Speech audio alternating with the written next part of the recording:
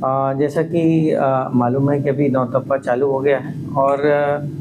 मई के अभी एक आखिरी के जो 1-2 हफ्ते में बहुत ज़्यादा गर्मी है और लगभग 5 से 10 केसेस जो गर्मी से रिलेटेड बोलना चाहिए, हीट स्ट्रोक तो नहीं बोलते हम, अपने हिसाब से हीट रिलेटेड इलनेसेस होती हैं। चाहे वो हल्का बुखार हो, चाहे वो पेट का ख़राब होना हो, चाहे वो बहुत ज़्यादा सुस्ती का लगना हो, तो ये सभी जगह चाहे ओपीडी है चाहे उसमें है 5-10 केसेस हमारे पास आ रहे हैं और सभी सामान्य रूप से 3-4 दिन उपचार के बाद ठीक होके जा रहे हैं। चूँकि गर्मी अभी बहुत ज़्यादा है तो सभी लोगों से सबसे पहले कि ये ध्यान दें कि जो जब आप अति आवश्यक ना हो तो दोपहर लगभग या दिन के सुबह 11 बजे से लेके दोपहर शाम के 4-5 बजे तक आप बहुत अति आवश्यक काम होने पे ही निकलें, नहीं तो घर पे रहें, सुरक्षित रहें। और अगर आपका काम ऐसा है कि आपको बाहर निकलना ही है तो आप कम से कम कुछ सुरक्षा उपाय, खासकर जब भी घर से निकलें, पहला उपाय ये है कि सबसे पहले अपने को हाइड्रेट करें, अपने अंदर पानी की मात्रा है वो पर्याप्त रूप से रखें। तो निकलने से पहले कम से 1 से 2 गिलास पानी या कोई ऐसा पेय पदार्थ जैसे जिसमें कम शक्कर हो, चाहे वो मट्ठा है, चाहे नींबू पानी है या आम पन्ना है या कोई हल्का मीठा शरबत है, वो ज़रूर लेके निकलें। प्लस अपने आप को धूप की जो गर्मी है, तपिश है, उससे प्रोटेक्ट करें, उससे सुरक्षा करें। जैसे आप हल्के रंग के कपड़े पहने, ढीले कपड़े पहने ताकि आपके शरीर का तापमान जो पसीना निकलता है वो अच्छे से उड़ पाए। हवा जब हमारे बोलना चाहिए कपड़ों के अंदर अच्छे से जा पाती है तो हमारा तापमान नियंत्रित रहता है शरीर का। तो ढीले सूती कपड़े और हल्के रंग के कपड़े पहने क्योंकि वो आपकी जो गर्मी है उसको कम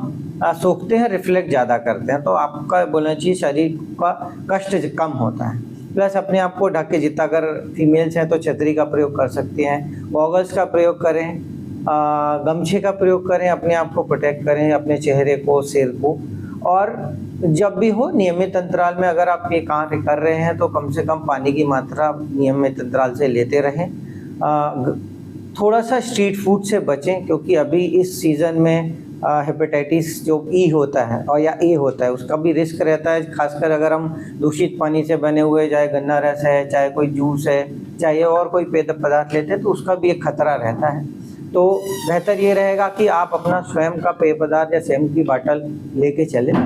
और अगर इसके बाद भी आपको ऐसे कोई लक्षण, जब हम हीट रिलेटेड बोलना चाहिए, हम जनरली आम आदमी या पब्लिक या मीडिया में ये लगता है कि हीट स्ट्रोक के केसेस हैं, तो आपको मैं समझाना चाहूँगा कि हीट स्ट्रोक,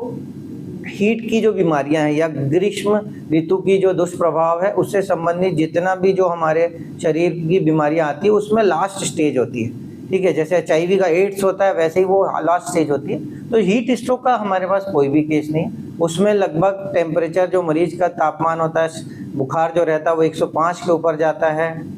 उसमें फिर ब्लड में खराबी आने लगती है, किडनियों में ब्लड थक्का जम के किडनी में जाम होने लगता है, हमारा लीवर खराब होने लगता है, मस्तिष्क पे दुष्प्रभाव पड़ता है और फिर मरीज की जानलेवा के लिए वो बहुत गंभीर बीमारी होती है। तो वैसा कोई केस नहीं। शुरुआती से जो हमारी हीट से संबंधित या ग्रीष्म के दुष्प्रभाव से संबंधित होती है कि आपको हल्का सिर दर्द होना अगर आप बहुत गर्मी में निकल गए हैं, अचानक से गश खाना, चक्कर आना जिसे हम हीट सिनकपी बोलते हैं, पैरों में सूजन आते हैं ना, कई बार बोलते हैं सर गर्मी में आती है मेरे पैर में सूजन आती है, तो उसको हम हीट एडिमा बोलते हैं। फिर उसके बाद आता है हल्का बुखार या बहुत ज़्यादा थकान लगना, एग्जॉस्टेड फील करना, तो हम उसको हीट एग्जॉशन बोलते हैं। तो ये सारे पैटर्न जिसके साथ कभी थोड़ा सा उल्टी जैसा लगना या 2-3 बार लूज मोशन हो रहा, फिर उसके बाद बुखार आना, तो ये सारा पूरा एक स्पेक्ट्रम है बीमारियों का और लास्ट स्टेज जाके हीट स्ट्रोक होता है। तो जनरली हीट स्ट्रोक हमारे पास अभी नहीं आता है। हमारे पास इन सब शुरुआती की जो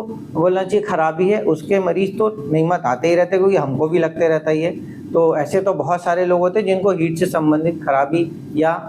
तकलीफ़ें हो रही हैं, पर थोड़े से बचाव से अपने आप को जितना हाइड्रेट हो सके, जितना पानी हो सके उतना पिए। और